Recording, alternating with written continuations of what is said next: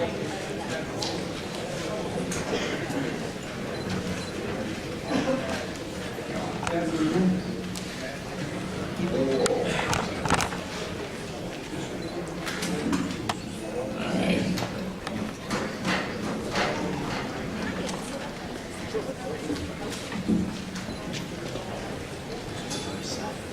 get started in just a few minutes here, but I would ask our media friends to please keep the aisles along the sides of the auditorium clear so that our folks can negotiate their way in and out.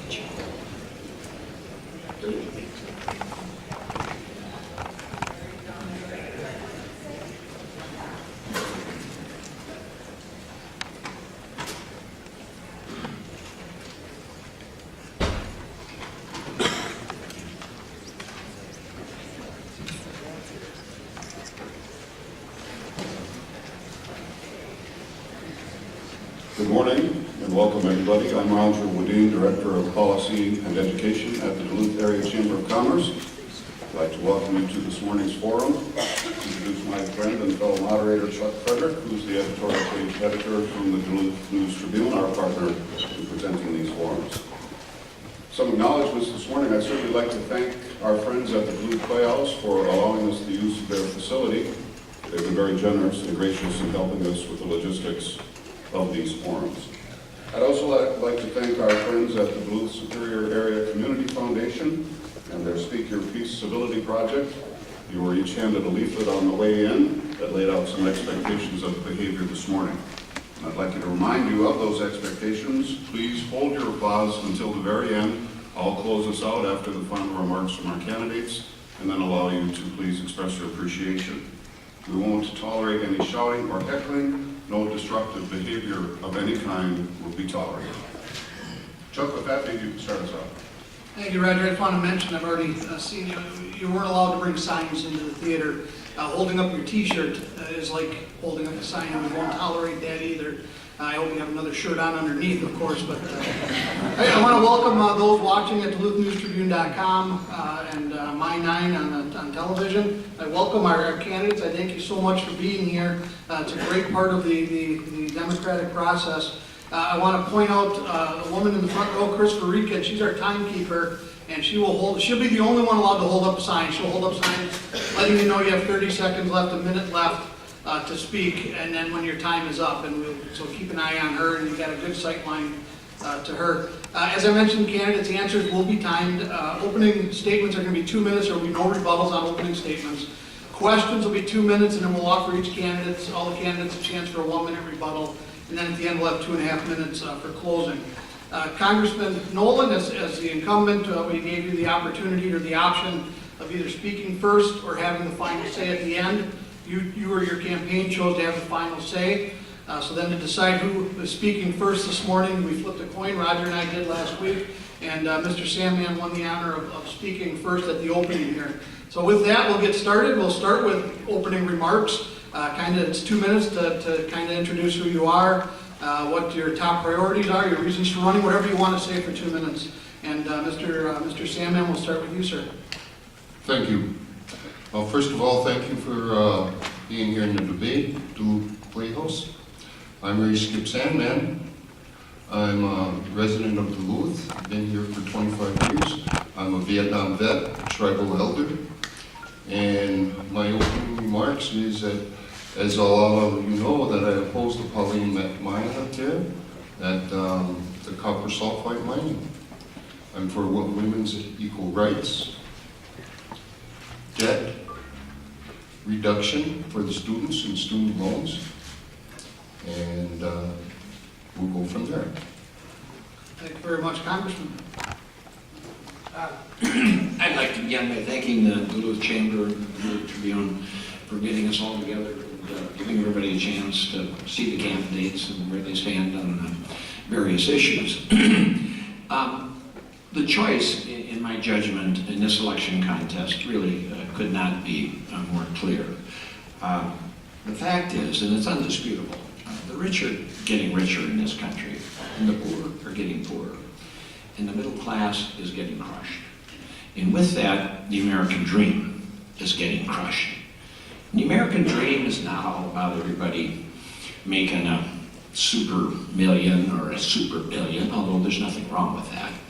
The American dream is all about having a secure job with a living wage, being able to provide health care for your family, to be comfortable that you'll be able to be secure in your retirement years, be able to send your kids to a good, affordable school and get a good education, to belong to a union, and to have some money at the end of the week when you're done paying your bills, to do a little recreation or go to dinner with your family and friends.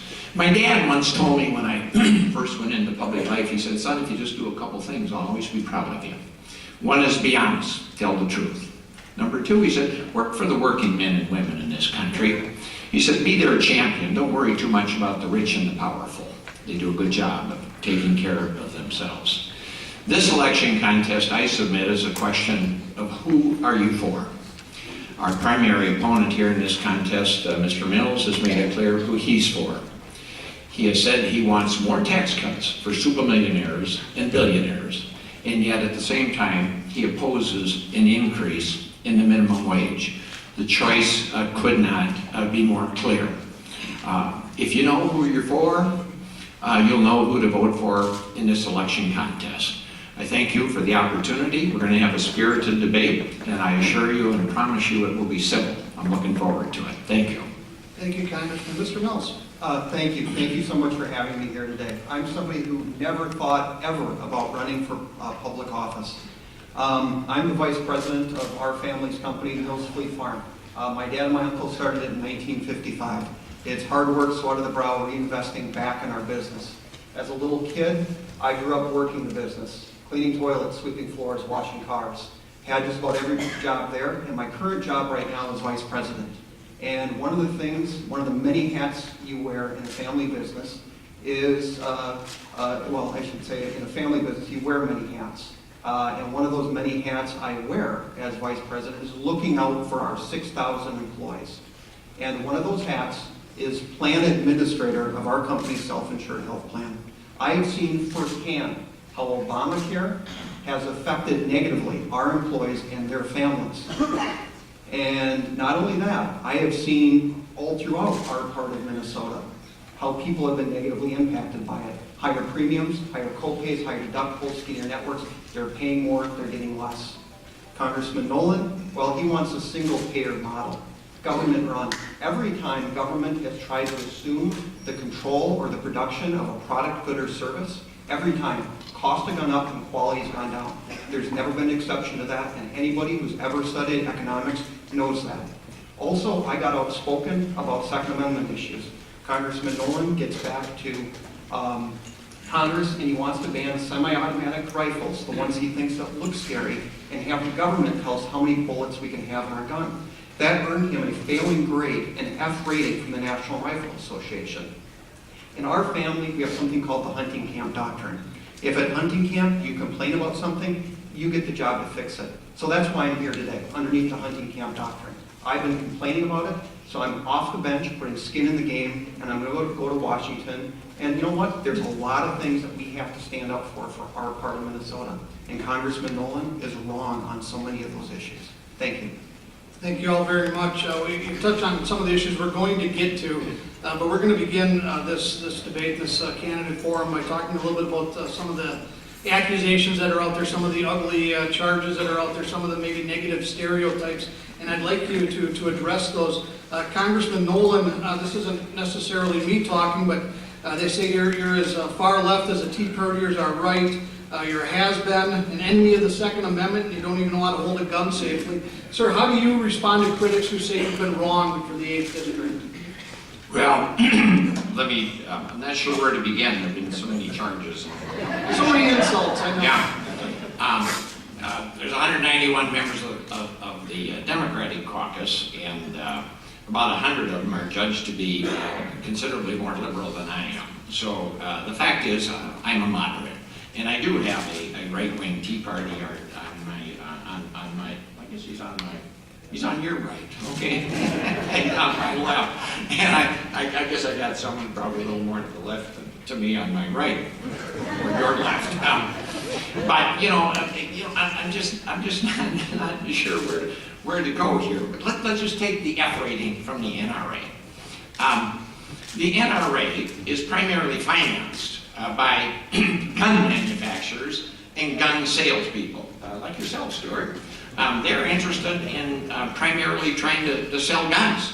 And that's all right. I mean, they've got a right to do that. But it's never been more clear that someone like myself supports the Second Amendment and the right to bear arms.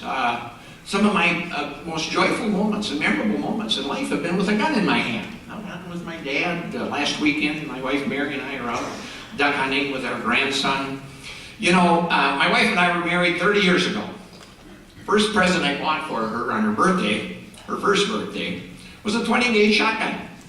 And I don't mind telling you, she was thrilled to have it, but she did look a little disappointed. You know, I think she was kind of hoping for something a little more romantic. So on her second birthday, I bought her a 30-06 with a scope on it. Stuart, I've been buying my guns and ammunition and my family and I have from your dad and your granddaddy's store all of our life.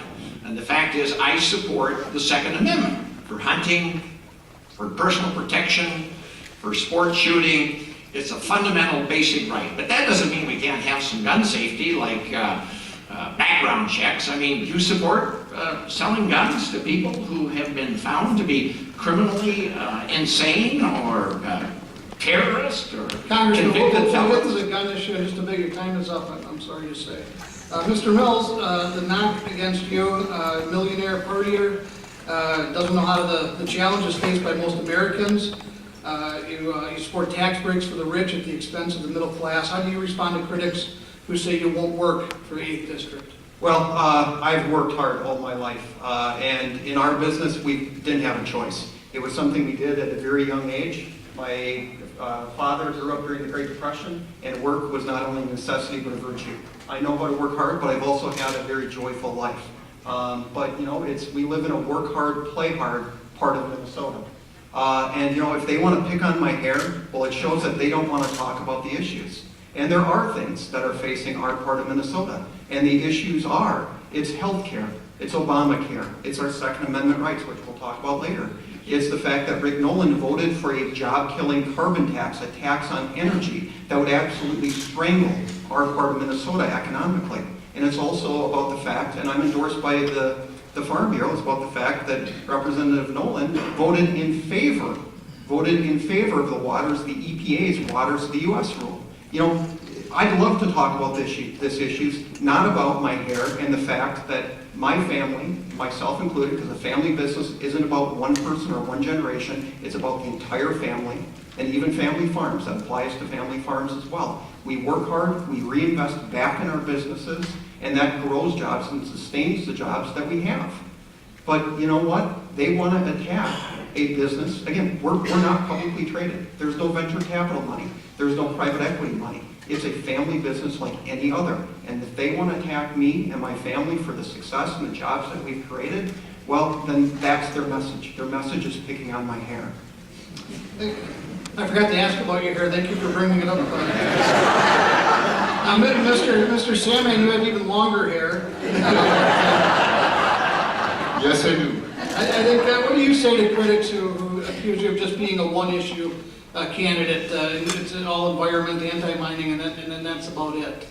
Well, it's a very big issue, and critics will call me a lot of different things. But I look, if we don't have water, we don't have life.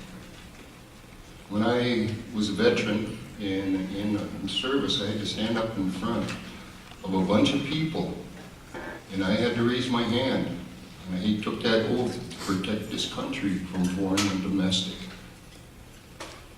That means a lot to me because I was never released from that oath.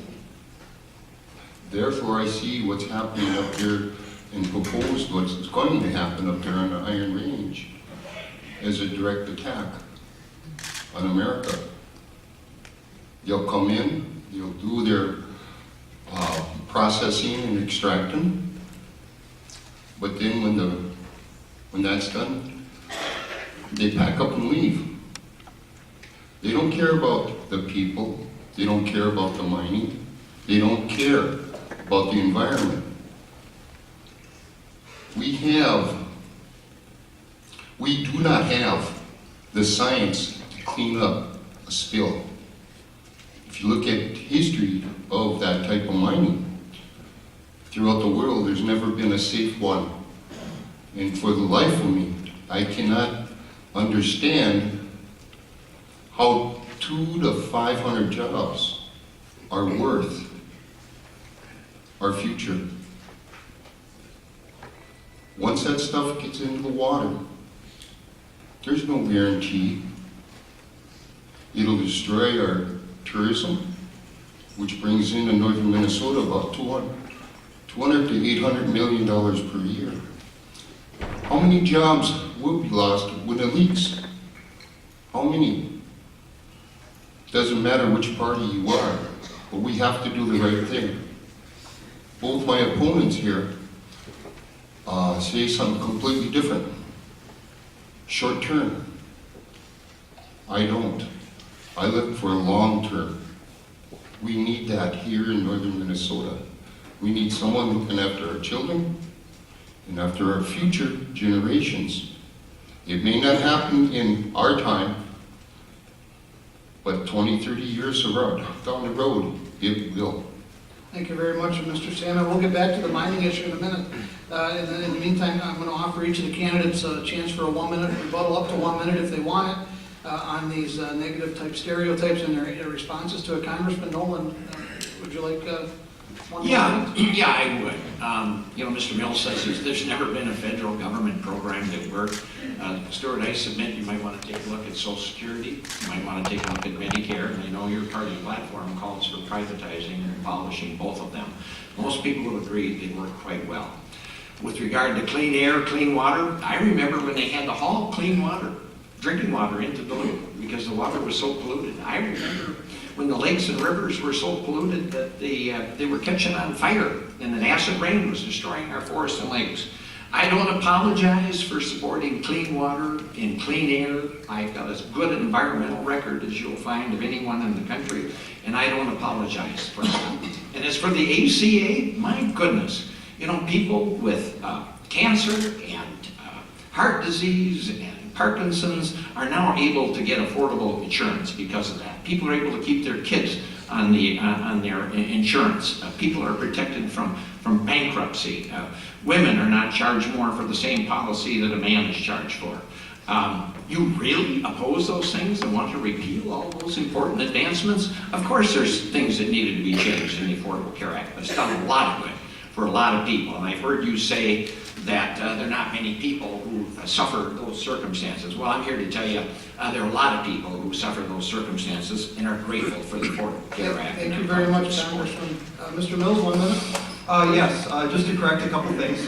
First of all, I never said there aren't many people that have pre-existing conditions. What I said is that as plan administrator, there are a few people that I've run across that are not covered by HIPAA, which allows you to go from your existing plan to another plan without having to worry about pre-existing conditions. Also, I never said that there was a federal government program that never worked. You just said it a minute ago. Hold on. May I have some time? Sure. What I said was, whenever government has taken over the production of a product, good, or service, costs have gone up and quality has gone down. I'm not talking about Social Security and Medicare.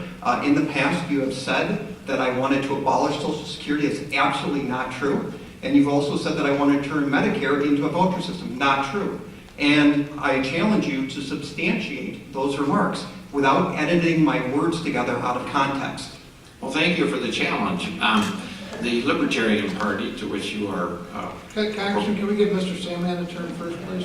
Well, one of the things is that when you talk about affordable health care, we need to make it affordable. We need to make it affordable. That bill needs to be taken out. And we don't have to start from the bottom up again, but we need to pull the best parts out of there and make it affordable. If you're a single mother with 2 children or 3 children, you cannot afford what is being offered out there now. Especially if you have a low-paying job, minimum wage job, it needs to be what it says, affordable for everyone. Very good, thank you, Roger. Okay, thank you. Thank you, gentlemen. Farmers and agribusiness frequently complain that North Dakota oil shipping is tying up the railroads, impacting delivery of crops to market. Discussion of that issue often leads to the question of pipelines. What is your position on safe transport of oil, the backlog of the commodities to market, and ultimately where do you stand on expansion of pipelines? Mr. Mills? Well, certainly I support expansion of pipelines. Representative Nolan said that he supported the Keystone Pipeline, then he got to Washington and voted against a bill that would have made it that much more closer to that project going forward. He said he was for the Enbridge Sandpiper Pipeline, and then he said, well, but just not on this route.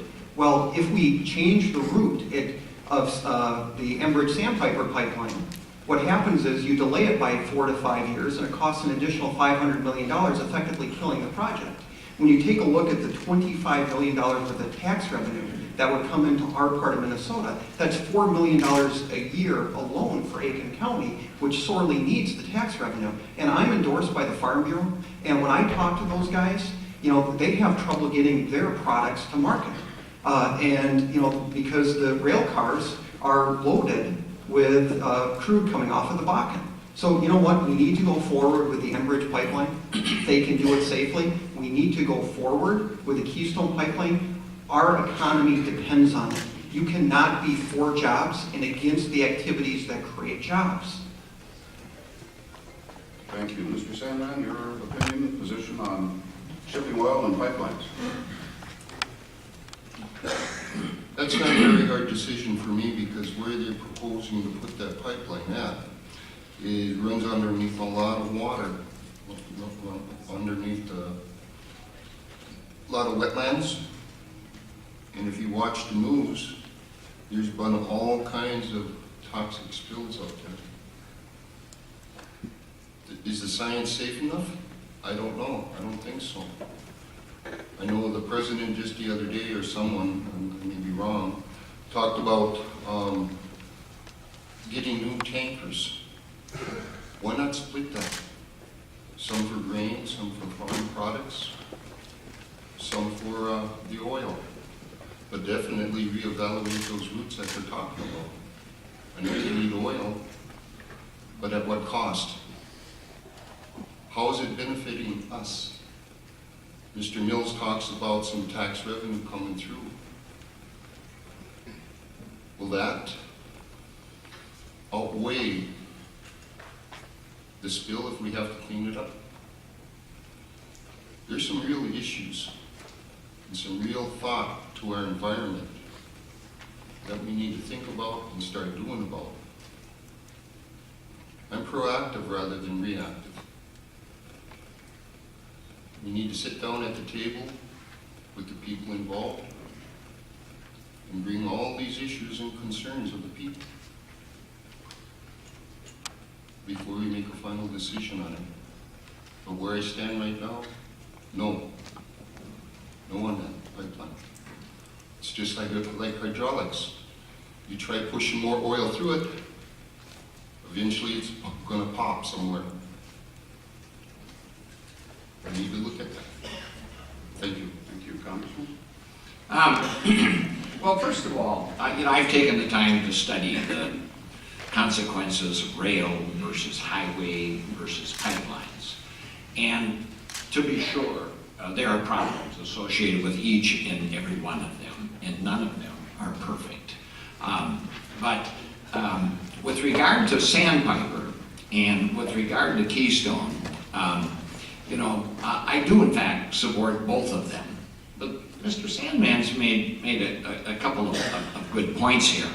And I would like to add to that. First of all, there's probably 40,000 miles of pipelines running through Minnesota right now. Every road's got a pipeline running down it, and they're everywhere. I am convinced in my mind that pipelines have to be a part of the mix. They do in fact have a lower carbon footprint. They do are less prone to danger and to accident, and if we use American steel in those pipelines, as I have proposed in my legislation, they will be even safer. But when you talk about Keystone, the Tea Party Republicans brought a bill before the House of Representatives that exempted Keystone, a foreign corporation, from having to comply with the EPA, from having to get Army Corps engineer permits for installation and for maintenance, for having to post financial assurances when those accidents inevitably occur. Would you have voted for a bill like that? No, I'm for the Keystone and I'm for Sandpiper, but I want it to be done right. We've proven that we have the technology and the know-how to do these things and to do it right if we have the political will. But we can't let foreign corporations come in here willy-nilly and have their way with us. And the same can be said of Sandpiper. Mr. Sandman has pointed out that some of that is going through some very fragile soils and waters. And we need Sandpiper. But we can alter the route a little bit to make sure that we protect our precious waters. And that's what I'm for. I'm for pipelines, but I'm for doing it the right way. Thank you, Congressman. Mr. Mills, a rebuttal? Well, I keep getting accused of being a Tea Partier, and I'm not sure that's entirely accurate, but nonetheless, the EPA and the Army Corps of Engineers has been weaponized against projects such as Keystone. And you know what? After years and years of trying to get it done, and if these agencies aren't looking how it can be done, but trying to come up with every reason how it can be stopped, you know what? It's time to get the peoples to take control of their government, again, from the bureaucracies and the various agencies, so we can get projects like a Keystone going, so we can improve our balance of trade, our balance of payments, so we can become energy independent and then become a net exporter of energy. So whether it's Keystone, whether it's Polymet, enough is enough. We have to get on with it. This is jobs, it's our economy. This is the worst economic recovery in U.S. history. And we have various government agencies and bureaucracies for no good reason. All the hoops have been jumped through, the I's have been dotted, the T's have been crossed. Let's get on with it. Let's reignite our economy. Mr. Sandman, you care to respond?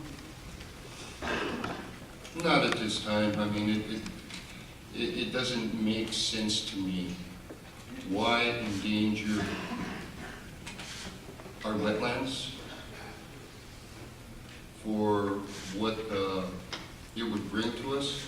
Does not offset I always look of, Mr. Mills made the statement of Camp Doctor and leaving it better. I don't see that happening when it does break. We don't have that technology. We don't have the funding for it. I can't see them stepping forward and doing it. I really don't. You know, we really need to take a look at this. This is dangerous. This is dangerous for the small-term benefit, for the long-term effects that will happen. It's not will it happen, but when it happens. Thank you, Congressman. Any final thoughts on that? Well, not to be repetitious, but, you know, like I said, I grew up in a time when the lakes and rivers were so polluted they were catching on fire. The Mississippi River, where we live, boy, you get down there in the spring and there were toilet paper and condoms, turds hanging on every branch, and that was the good stuff, you know. That wasn't the toxic stuff. So, and you had to haul drinking water into Duluth. Acid rain was destroying our forests and our lakes, and everybody said, well, you gotta have jobs or environment. You can't have both. Well, guess what? So we went to work, we proved we have the brains, we have the technology to do both, and to do both, we must. Our waters are precious, our jobs are precious, our mining, our manufacturing is precious, rebuilding this middle class is precious. And with regard to the economics of that, you don't rebuild the middle class by giving more tax cuts to the super rich and billionaires and fighting against a minimum wage for people that have to work 2 and 3 jobs just to make a living. That's not rebuilding the middle class. That's not restoring the balance. And that's not restoring the American dream. Thank you. Thank you, Congressman, for the soundbite. Next issue. Perhaps the most polarizing issue in northern Minnesota, and of course we're in northern Minnesota, has been precious metals mining, the copper nickel mining. The people are saying that the government is dragging their feet, the agencies are dragging their feet, it's taking too long, it's taken 9 years. There are folks that say it can't possibly be done safely. Gentlemen, where do you stand on copper nickel mining? Can it be done safely? Do you have any confidence in that at all? And Mr. Sandman, this is your big issue. We'll start with you, sir. No, it cannot be done safely, not at this time, and even though we do not have the science for that. So I oppose that wholeheartedly because I know what it can do and what it will do. Just about a month ago, a mine up there in British Columbia broke and dumped 5 billion gallons of toxic waste into the river. Now, it's the same technology that the mining is proposing to make a containment field for that polluted water. But where they're looking at putting that is already in a mine that is already leaking into the watershed. So I don't support that at all. But what I do support is the Northern Lights passenger train. I think my opponents will agree we need to get big money out of Congress. We need to stop giving subsidies to the corporations. We need to have the corporations start paying their darn taxes. Now we can redirect some of that funding into northern Minnesota so that we can go on with other projects that are less environmental deadly. And we talk about 200 to 300 jobs. Northern Lights, they were talking about the other day, 13,800 jobs for the 8th district. That's something to look at. It may be temporarily, but 3-4 years down the road, maybe something else will happen. We don't need that mine up there. So. Thank you very, very much. Representative Nolan on precious metals mining, sir. Well, first of all, I grew up on the Inland Range, the Cayuga Range. Mining is a huge part of what we do and who we are.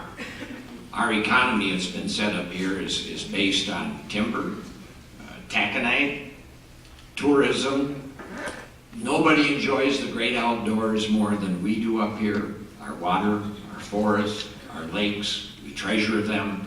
That's why we live here. But I reject the argument that because something has never been done before safely, that it can't be done. There was never an internal combustion engine. There was never a catalytic converter, or there was never a scrubber on a coal-fired power plant to scrub the sulfur out of them. We didn't have the scrubbers to take all the toxic waste off our lakes and our rivers and our streams. I submit that we now have the technology. We now have the brain power. All we have to have is the resolve and the will to do it right. And, you know, on your right here, my opponent suggests we should do away with all these EPA regulations and onerous rules and regulations, which, by the way, have cleaned up our air and our water. And in a little over one generation, increased life expectancy in America from about 47 to about 90, maybe one of the greatest achievements in the history of humanity. No, I submit that we must be compliant with good, sound environmental rules and regulations, and we have the technology to move ahead with mining, ferrous and non-ferrous mining. These are minerals that are badly needed. It's a huge part of our jobs, our economy, our culture, and we need to protect our environment just as well, because that too is a critical, essential part of our economy and our culture.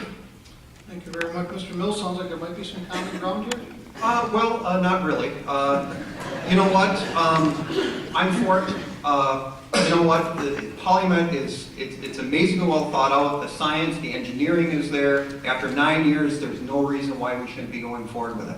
Obviously, Mr. Sandman is against it, and we're not quite sure where Representative Nolan is. In the last election cycle, he blasted Jeff Anderson and Representative Krvac for their support of the Strategic Minerals Act, and then went and voted for it.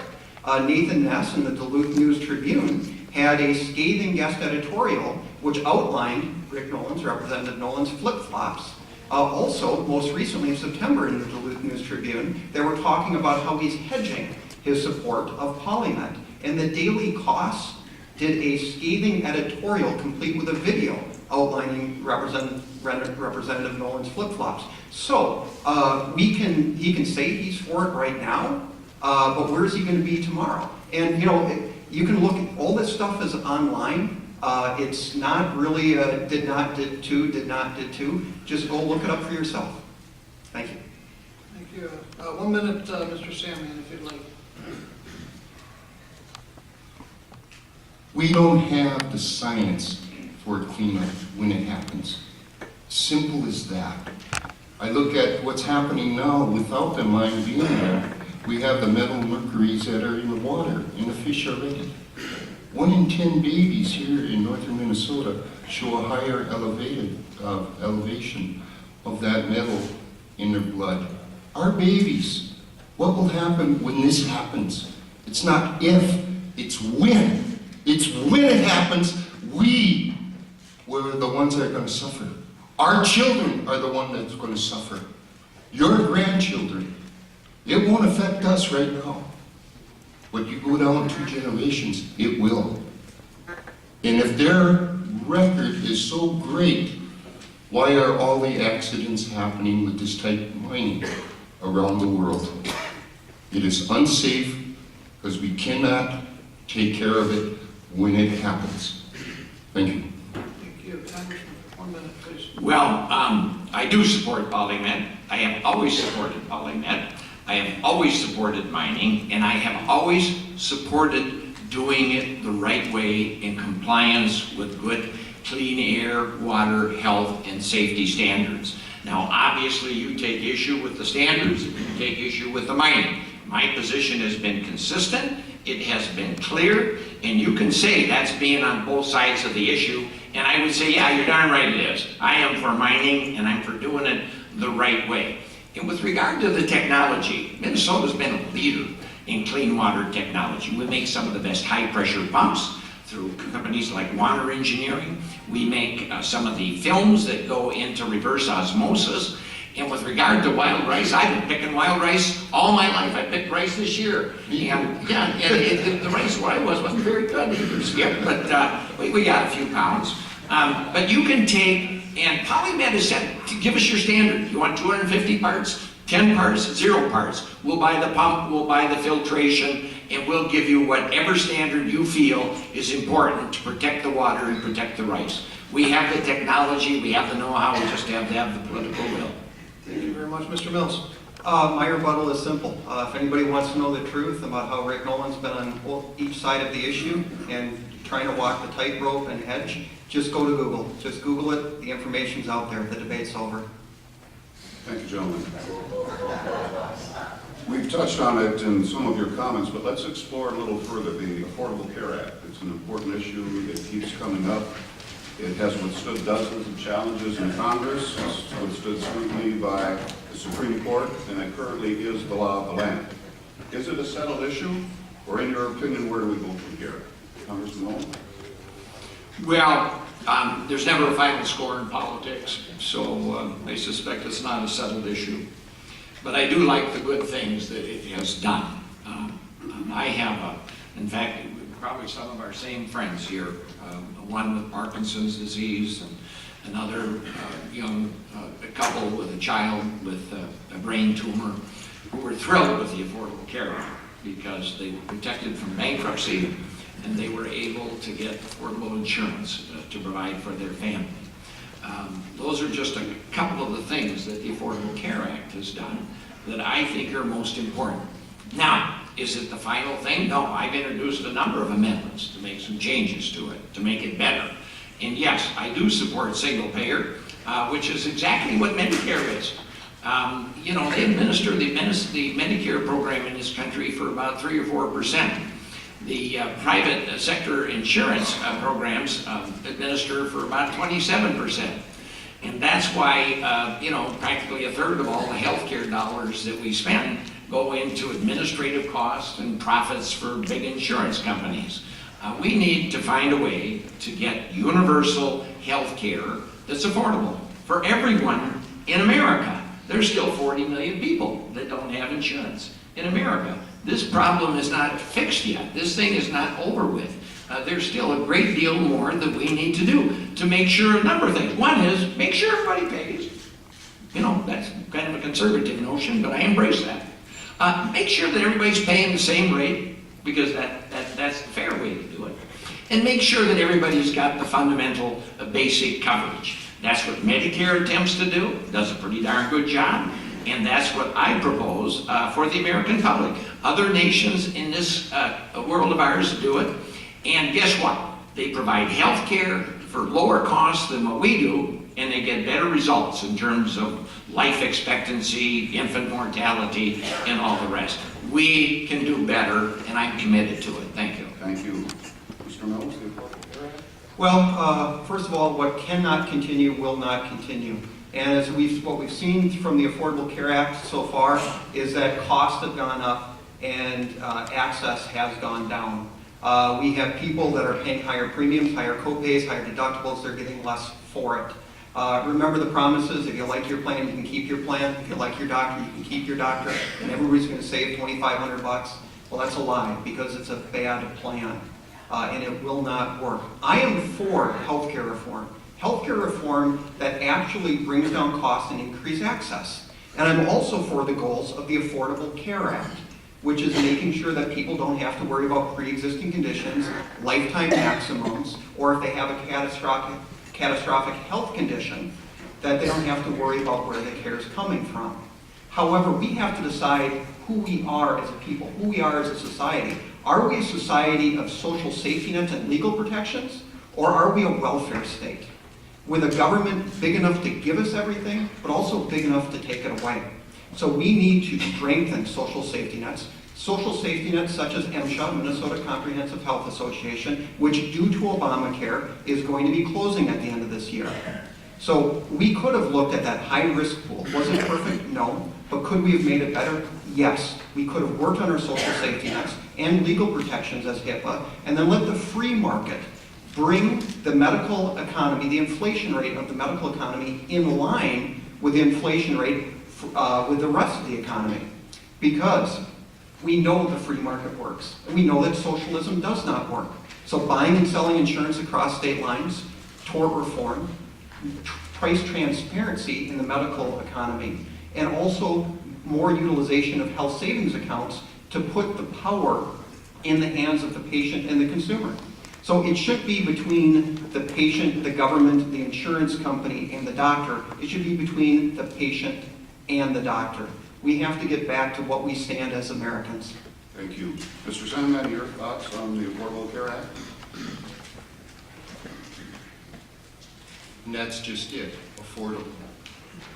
I'm in for, everybody does need insurance, single payer. But the program that is out there right now does not make it affordable to anyone who is single, maybe living on welfare, maybe having a minimum wage jobs, working at McDonald's. It's not affordable. I don't say we scrap the whole plan, but we definitely take it off the table and we fix the thing. If other countries in the world can do this, why not us?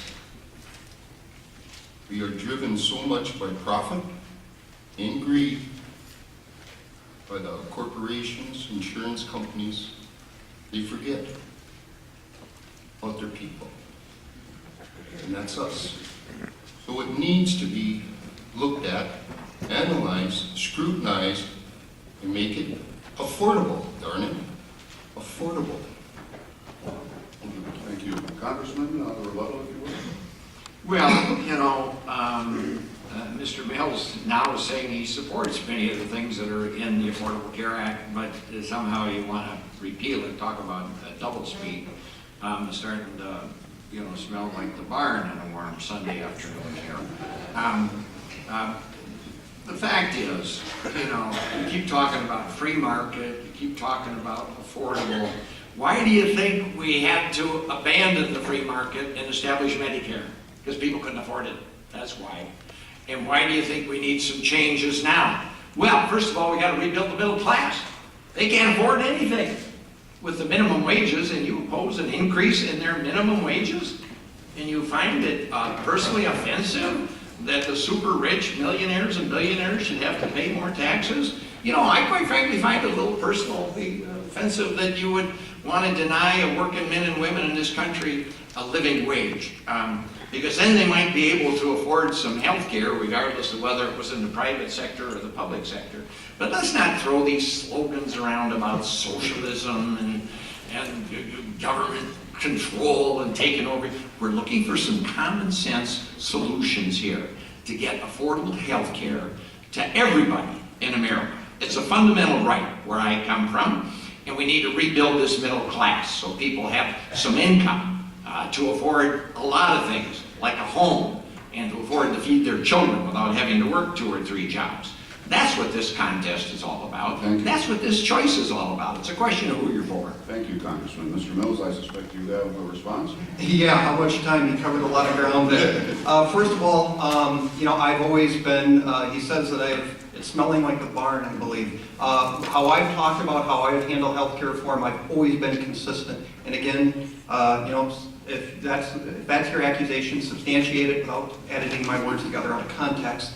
As far as the minimum wage is concerned, those jobs are stepping stone jobs. They're designed for 16 and 17-year-olds to get their first job, to get the skills, the experience they need to get the next paying job that they have. The fact that there aren't jobs after those is a stunning indictment of the failure of the Democrats that have been in control of this economy for the last 6 years. We should be removing those stepping stones. We should be reigniting our economy because, you know, in the Bakken oil fields, nobody's talking about minimum wage. They're talking about jobs and economic prosperity, and things are happening. And the other thing, too, is that, you know, Representative Nolan talked about common sense solutions. I hope that single-payer, government-run health care is not a common sense solution to what we need to do with our healthcare economy. Thank you, Mr. Mills. Mr. Sandman, would you care to respond? Well, once again, we got to have it affordable. I talked with some people here about 3-4 weeks ago. And just to make a living, this young man had to work 3 part-time jobs. That is not acceptable in a country like ours. He could not afford to have the insurance. So it needs to really be looked at, analyzed, taken apart, and make it affordable for everyone. No one here in this great state or in the United States should have to work 3 jobs at minimum wage and still suffer. No one. This is supposed to be the land of opportunity. I don't see no opportunity there at all.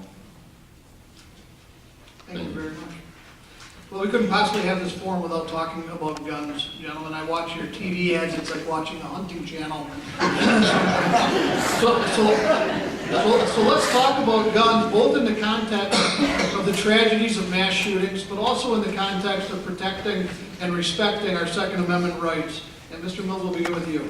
Thank you. First of all, we need to enforce the laws that we currently have rather than making up new ones. It doesn't make any sense when the laws that we have right now go unenforced.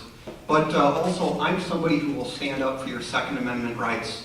Representative Nolan has earned an F rating from the NRA. That's a failing grade from the National Rifle Association. And again, if anybody wants to debate that, they can go to nolanrecord.com and see how he earned that failing grade, or go to the National Rifle Association's websites themselves. It will settle the debate pretty quick. However, he also voted for a national gun registry, the McClory Amendment. He wanted to ban smaller framed handguns back in the 70s. And then he gets back to Washington, D.C., and then he goes on the Sunday morning talk show circuit and starts talking about banning semi-automatic rifles, the ones that look scary to him, and to have the government tell us how many bullets we can have in our gun. You know what? Representative Nolan has more than earned his failing grade, and in Washington, D.C., I will stand up for your Second Amendment rights. Thank you. Thank you. Mr. Sandman. Well, I totally support the Second Amendment as a veteran. I've been trained to use guns, but there needs to be some tweaking with the registration and background checks to keep the psychopaths and crazies, as I would call them, from getting their hands on that. So we need to dig deeper, more into the background checks and not allow the school shootings to happen. Guns don't kill people, people kill people. So that system is failing. So we need to look at that process of registration and background checks for anybody, any type of gun, buying that. And that's a start. But I do support your right to bear arms. Everybody's rights to bear arms. But we need to do more background checks. Thank you. Thank you. Congressman. Stuart, what I said on CBS Face the Nation is that I don't need an assault rifle to shoot a duck. And I don't. Perhaps you do. Maybe you should spend more time at your shooting range. The fact is, right now, you can only have 3 shells in your gun when you're shooting ducks. The fact is, there have been numerous safety measures that have been passed over the years that have not in any way abridged our right to bear arms. That's just the hard, cold fact of life. You kids can't go to school with a machine gun and a grenade launcher. That was outlawed a long time ago. But that doesn't take away our right to bear arms. The right to bear arms, as Skip pointed out, is fundamental. Many of us have taken the oath to safeguard and protect that right. And with regard to the NRA, I'm going to repeat it again. It's been made clear that the NRA is made up primarily of Washington lobbyists in $1,000 suits lobbying for gun manufacturers and the people who sell guns. The NRA guys that I hunt and fish and hang out with, I've seen surveys that show that 3 out of 4 of them support background checks. Do you really want the right to sell guns and arms to people that are convicted violent criminals and terrorists and people who have been found with serious mental illness? Do you want the right to sell guns to those people? What do you have against background checks? Gun safety is one thing. Protecting our Second Amendment rights is another.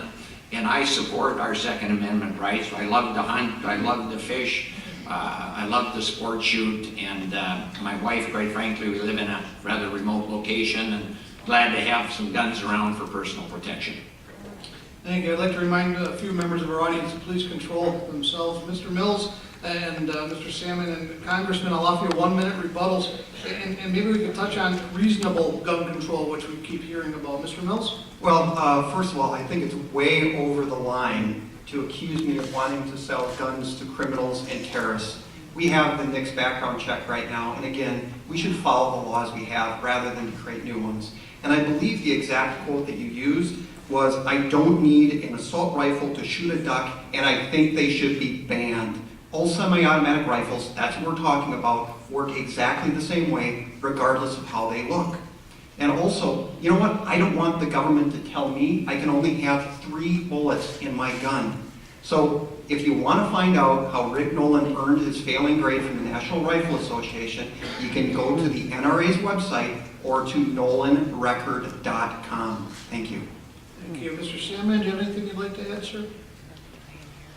Just want to reiterate is that we need the background checks. Everybody in this great country of ours has the right to bear arms. But we need to do something to keep the crazies, the psychopaths, the mentally ill from getting their hands on assault weapons and walking into school because they had a bad day. We need to do better background checks. Thank you. Thank you, gentlemen. Let's turn. Congressman has one more minute. Excuse me, Congressman. Well, I just want to agree with Mr. Sandman here. And Stuart, you know that they can walk across the street. The people that Mr. Sandman is talking about, that we don't want to have guns, they can walk across the street from your store and go to a gun show and buy all of those guns. And as Mr. Sandman said, and I agree, something needs to be done about that. And I'm sorry that you oppose that, but many of us feel that background checks are important to keep guns out of the hands of murderers and traitors and people who are violently and criminally insane and threatening violence on other people. There's no reasonable civil rationale for not putting together a complete system of background checks to keep guns out of the hands of people with those histories and those kind of inclinations. Thank you. Thank you. Gentlemen, let's turn our attention overseas for a moment. We are confronting a growing terrorist threat in ISIS. The United States has led a coalition in airstrikes, but experts say strikes alone won't win the battle. The administration says we will not commit ground troops. How do you propose we deal with this issue of a growing terrorist threat? Mr. Sandman, we'll start with you.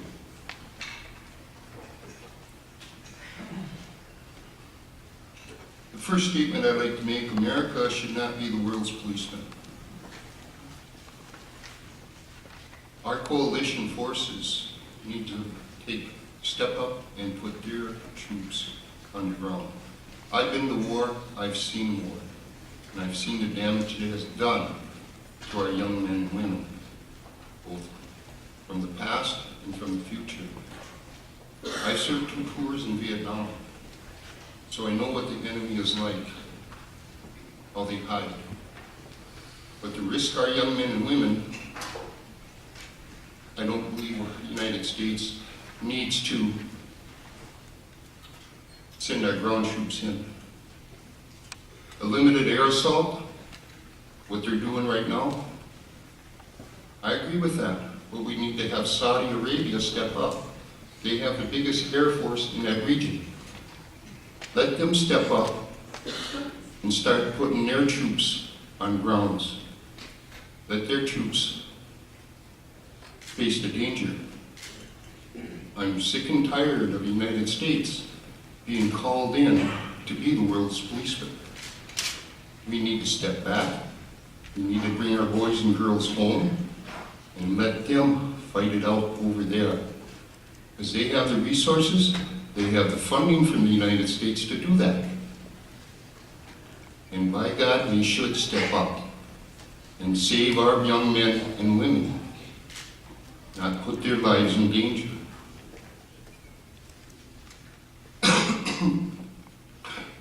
So, you guys know where I stand. So, thank you. Thank you, Congressman. Well, I've lived in the Middle East, studied the language, studied the culture, done business throughout that region, got a pretty good feel for the people over there. And a couple of things. One, very complex. Things are never quite as they appear. But I'll tell you what some of the facts are. We have spent trillions of dollars, precious blood, in this conflict. And either directly or indirectly, we have supplied arms and munitions to just about every single element in that fight over there. We started giving arms to the Mujahideen. They morphed into Al-Qaeda. They're the people who attacked the World Trade Center. We supported Saddam Hussein. We know he used chemical weapons because we gave them to him. Then we decided to overthrow him, and we decided to support the Shiites. And Maliki, Mother would have called him malarkey.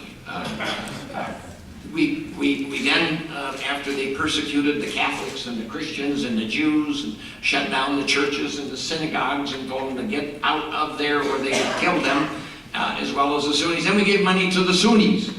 They called it the Awakening, so that they could protect themselves against the Shiites. Then we sent arms in directly and overtly and through our allies into Syria, to the al-Nusra, to the al-Sharam, to the Free Syrian Army, who, by the way, are actually the Muslim Brotherhood. Then we were going to attack Assad, and because he was aligned with Hezbollah and with Iran. Now we're going to attack the people who are opposing Assad in alliance with Hezbollah and with Iran and the other radical elements. The point is, no matter how well-intentioned we are, we have given money and arms to everybody on every side of this fight.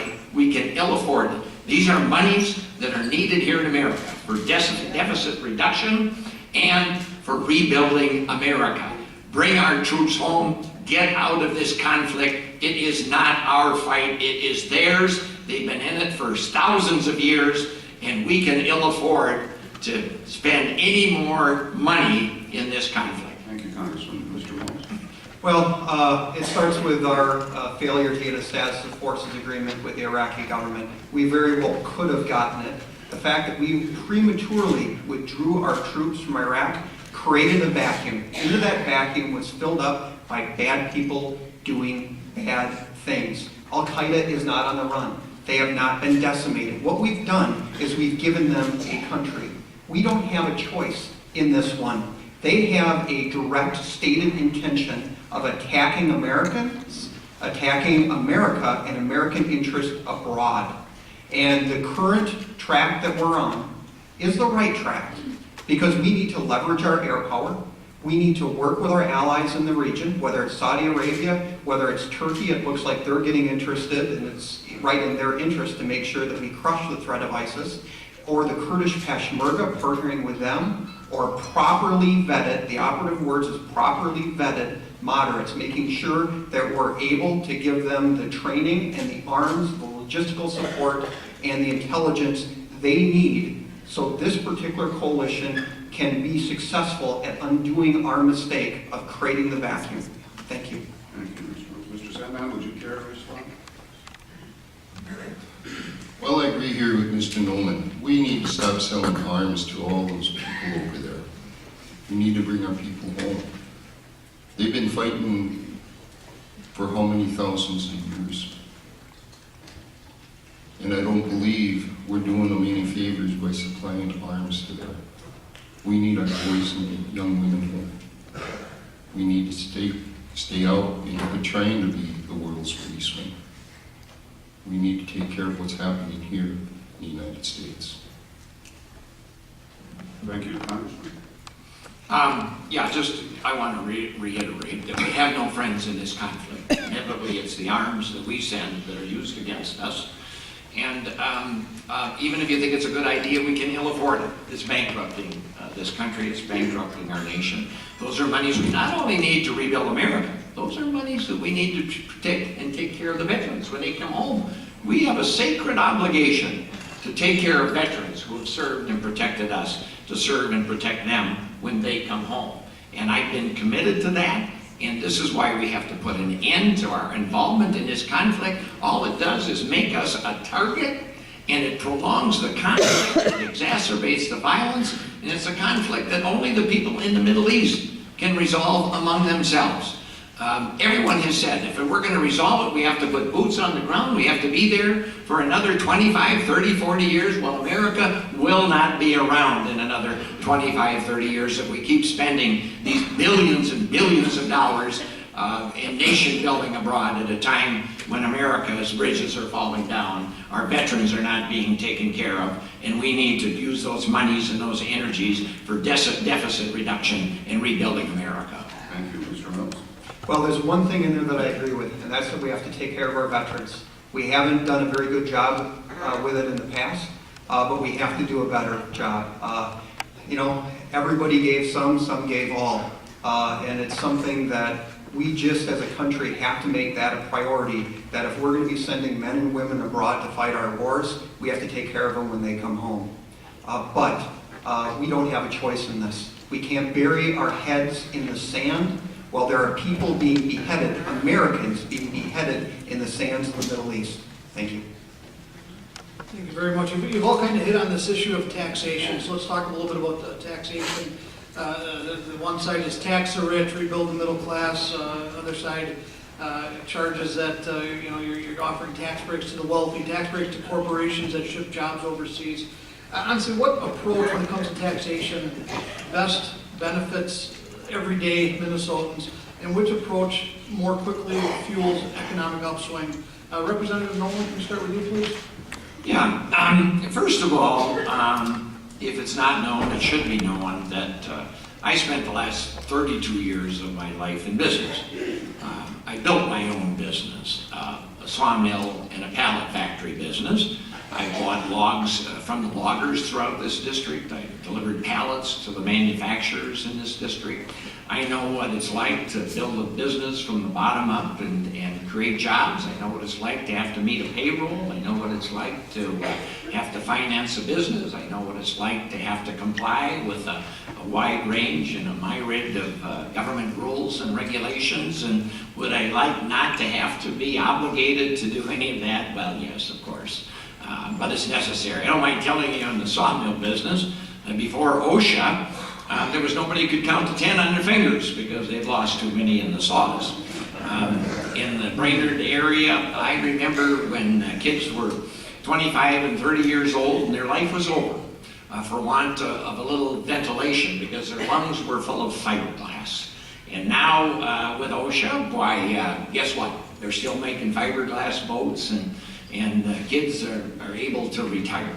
So when it comes to taxes, I'm fully supportive of things like investment tax credits for investing in new equipment and new machinery.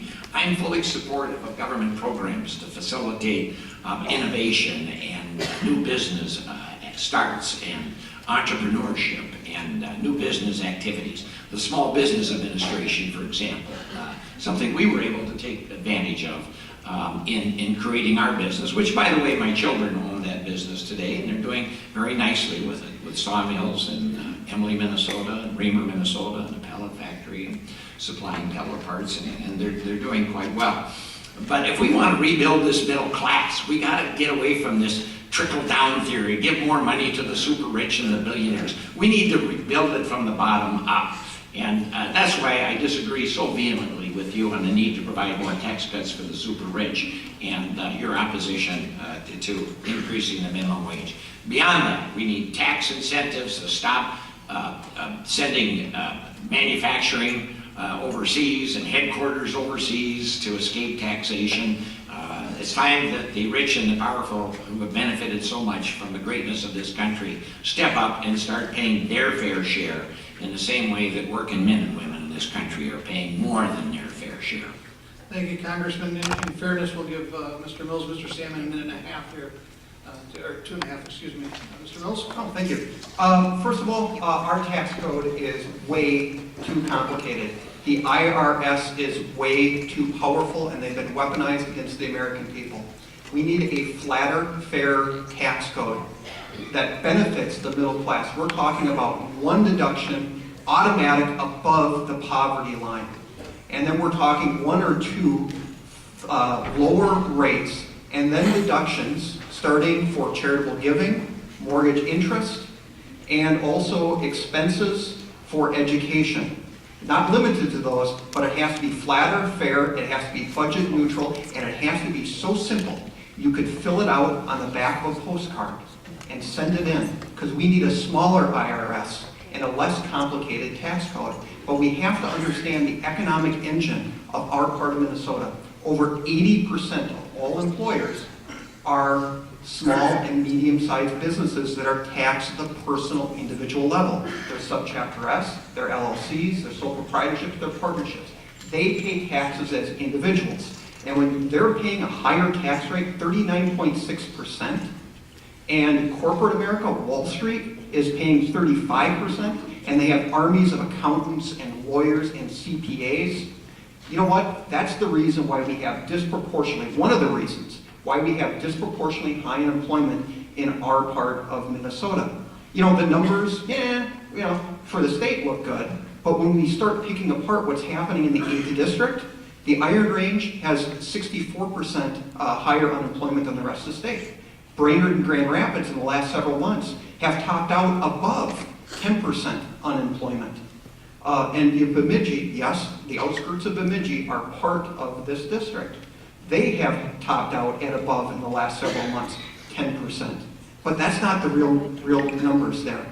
We had a much higher rate of employment, participation in the employment market about 6 years ago.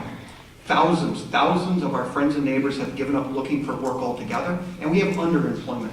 We have people working 2 or 3 or 4 part-time jobs, and we've talked about that, because they can't find a good paying or a higher paying job that fits their skill levels. And that's indicative of an economy that is not working, that is sputtering in fits and starts. And if we want to make sure our part of Minnesota has a great economy, we have to look at reigniting Main Street business from, again, Main Street up, not from Washington, D.C. or Wall Street on down. And we need to look at getting projects like Sandpiper going and making sure PolyMed is going. We know how to do it. We just have to go and do it. Thank you, Mr. Mills. Mr. Sandman, your philosophical approach to taxation? Well, I agree with Mr. Mills here. The IRS is a big monster out there lurking in the dark waiting to strike. But where I'd start with that, I would start making sure that we get the money out of the corporations. Stop that subsidies. I could be wrong, but at last I heard it was like $500 billion a year. Make the corporations start paying their taxes. You know, $4 to $5 billion there. I believe in a strong tax base, but it doesn't need to come from the backs of the middle class.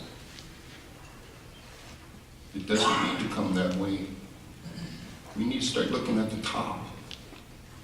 You see the trickle-down effect? It doesn't trickle down at all. It only goes so far.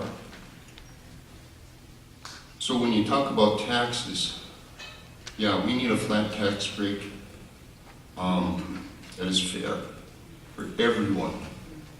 Everyone, not just the ones at the top. Then we can have some money that we can do some things here in Minnesota. We can redirect that money.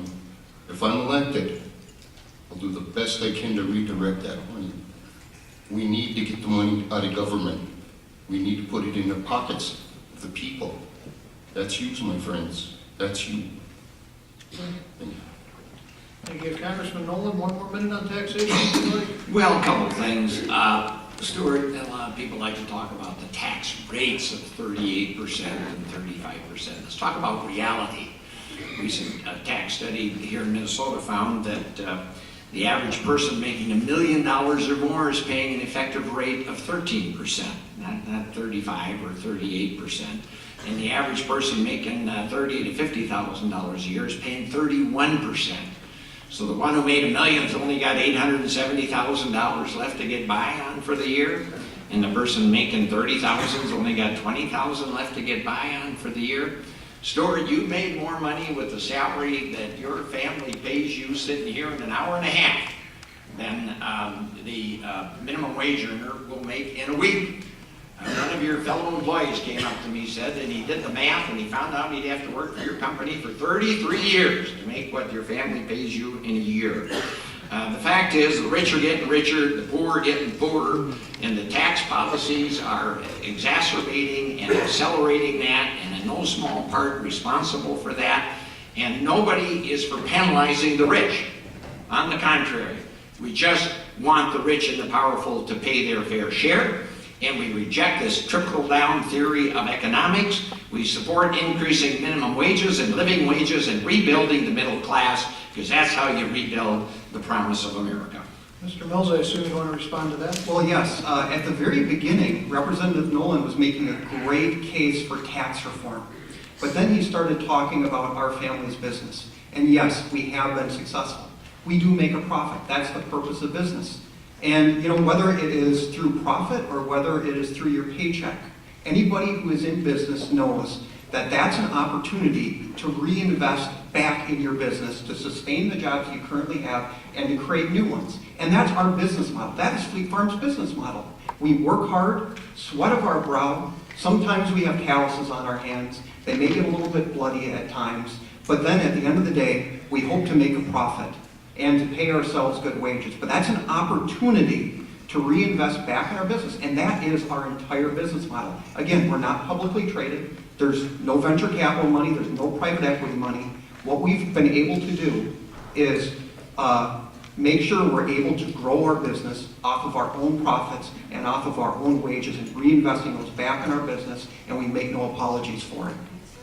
Mr. Sandman, any final thoughts on taxation? We need to do the right thing. We need to do the right thing for the happiness and survival of the middle class.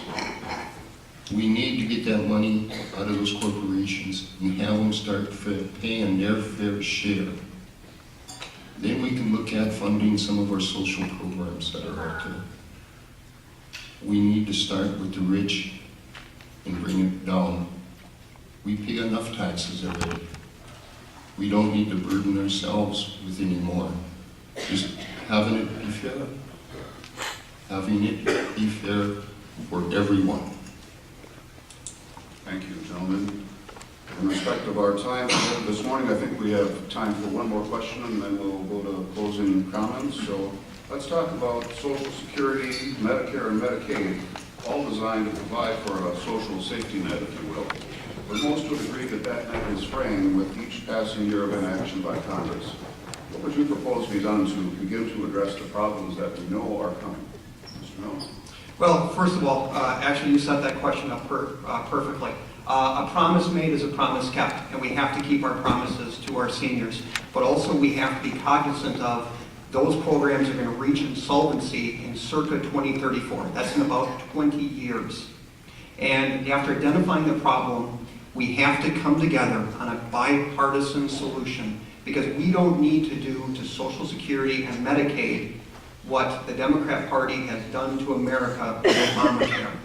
It has to be both houses of Congress, both sides of the aisle, putting all options on the table to make sure that we are able to make good on those promises to our seniors. And as far as Medicare is concerned, we have to look at the underlying medical economy. The increase in inflation in the medical economy is killing Medicare. Not only that, we have taken $716 billion, that's $1 billion, out of Medicare to pay for Obamacare.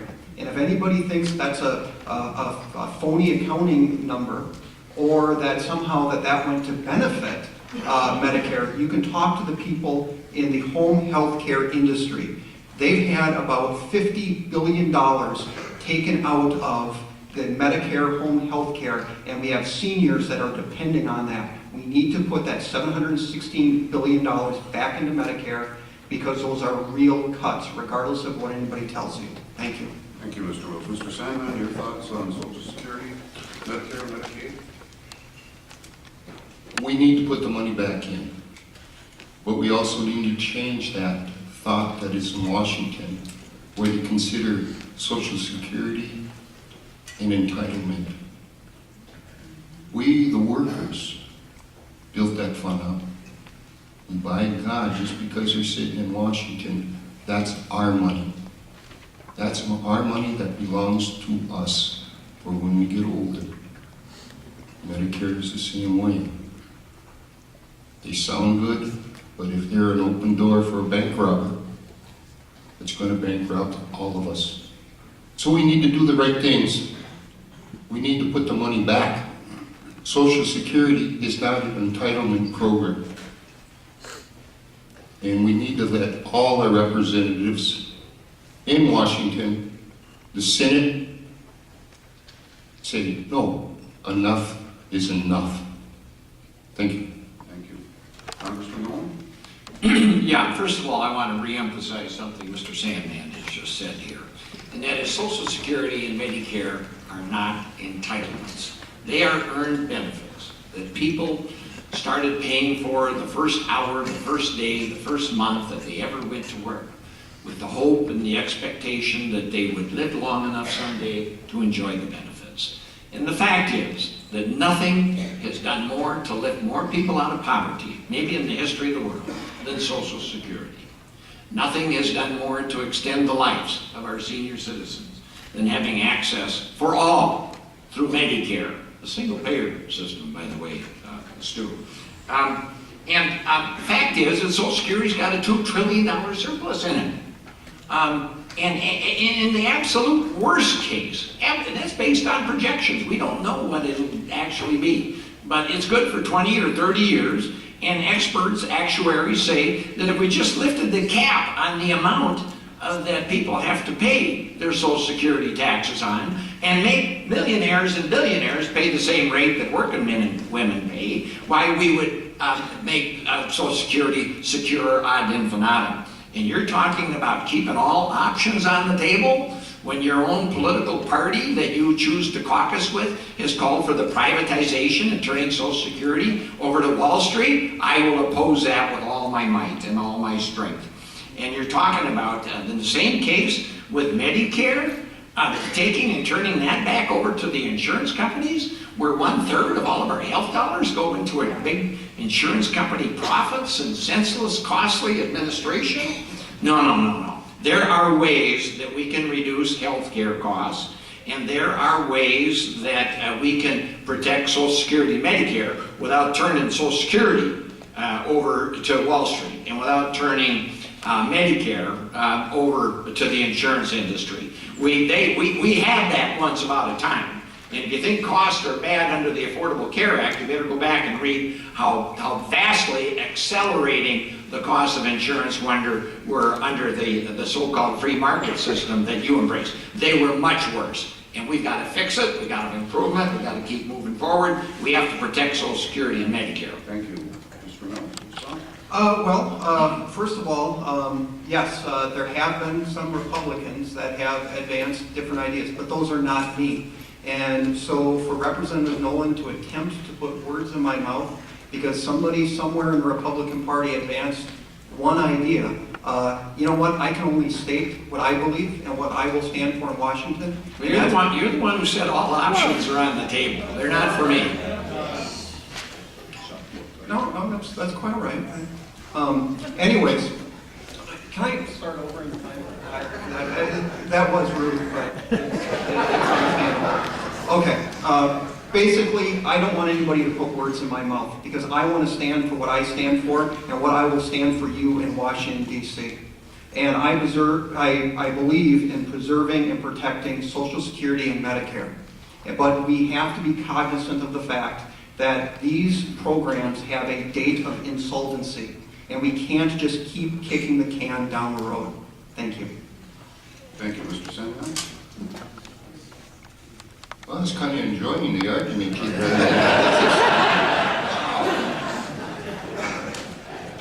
You guys are good.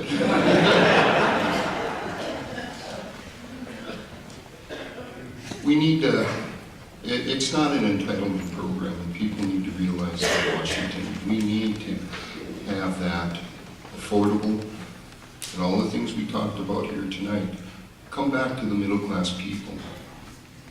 If I'm elected into the office, I'll do everything I can to keep those costs down, bring that money back, and put it back where it belongs, with you, the people. Thank you. Thank you, Congressman. Well, I guess I get another minute. What a deal here. I'll go back to what I said before. You've chosen to propose to go to Washington and caucus with the people that want to privatize Social Security and privatize Medicare. And it's one thing to say you want to protect it, but you know, the devils are in the details. And if your idea of protecting it is keeping all options open, including the option of privatizing both, which is what the people that you propose to caucus with, that should be a little disturbing for people who are relying and counting on Social Security and Medicare. And I would just submit, once again, nothing has done more to let more people out of poverty than Social Security. And nothing has done more to extend the lives and add more life to the lives of our seniors than Medicare. They're two wonderfully good programs, and I have no interest whatsoever in privatizing either one of them, and will do whatever it takes to preserve them as they are. They have never failed to meet an obligation. There's never a year that they haven't produced a profit, and they have done so much good for our seniors that I will do everything in my power to protect them as they are. Thank you, Congressman. Let's move to closing statements, and I'd ask each of you to limit your comments to 2.5 minutes, and I'd ask the audience to please refrain from applauding until some final thoughts of mine. Mr. Mills, I'll start with you. Your closing comments. Well, it's pretty simple.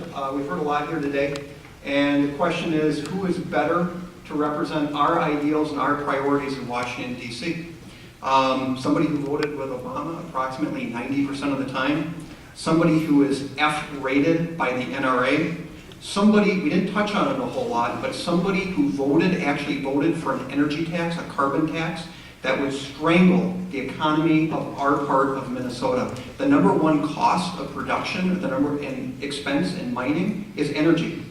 That carbon tax, that energy tax, would strangle our Iron Range. And the same for timber and the paper industry. A large part of their expenses is energy. That carbon tax, that energy tax, would strangle our paper and timber industries. The Port of Duluth ships about 40% of the tonnage that goes through the Port of Duluth is coal, carbon, energy.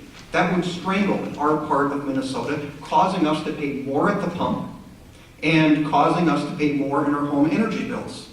Somebody who supports the Waters of the U.S. rule, which would cause the EPA to be able to come in and regulate drain tile, ditches, and ponds on our families' farms, or somebody who thinks that Obamacare is a great first step to government-run single-payer health care. So hopefully you've listened carefully. You've listened with open ears, open arms, and open hearts.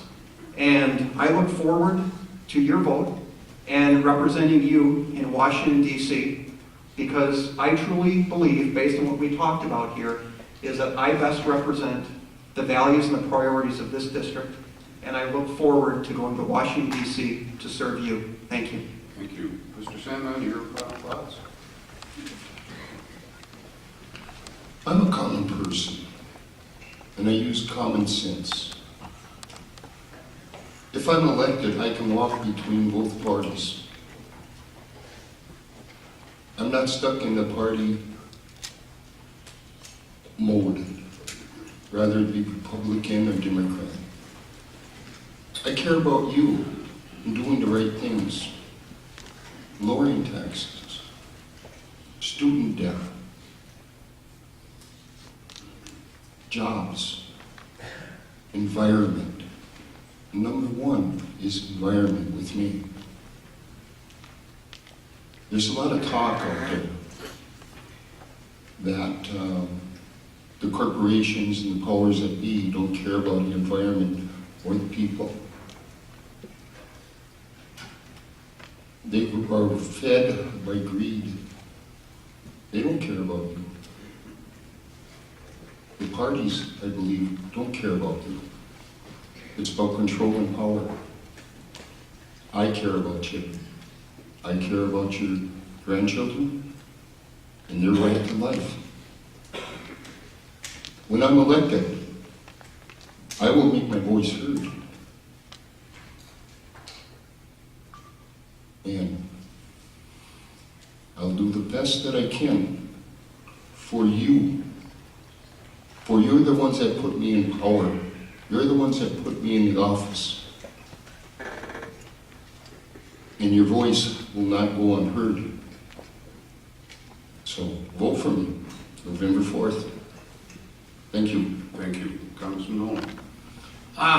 Well, again, I want to thank everybody for this opportunity. Thank my opponents here in this race for a spirited debate.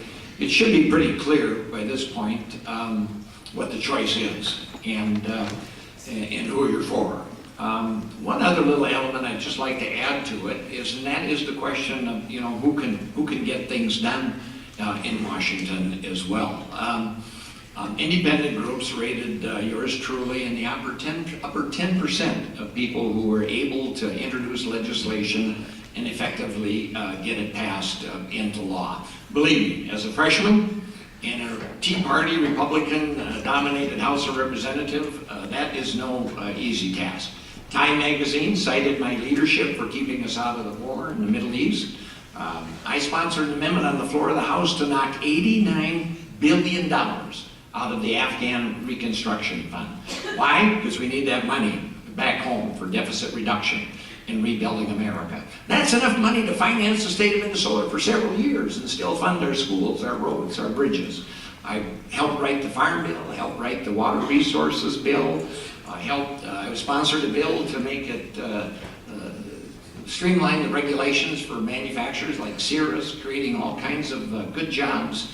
I passed legislation to prohibit the presidents, Republican and Democrats, from raiding our Harbor Trust Fund. I passed legislation helping protect the Great Lakes in our Mississippi watershed from the various invasive species that destroy our native fish and aquatic life. I secured 3,000 acres for the Fond du Lac Band of the Chippewa Nation that had been stolen by settlers following the Treaty of 1854. My staff and I have worked with government, private agencies, private non-public to secure well over $300 million in grants for roads, for bridges, for airports, for our harbors, for our schools. The point is, there is a longer list. Mining executives as well as mine workers support my candidacy. Energy executives as well as energy employees support my candidacy. You know where I stand on all these issues. You know who I'm for. I think people just have to ask who they're for, and the decision on who to vote for should be easy. Thank you. And we'll leave it there, gentlemen. Thank you all for your participation. This morning, we appreciate this opportunity to have a discussion on the issues. Chuck, thank you, and partner at the Duluth News Tribune. Thanks to the Civility Project folks. And of course, thanks to the Playhouse for the use of their facilities. Thanks again. Enjoy the rest of your day.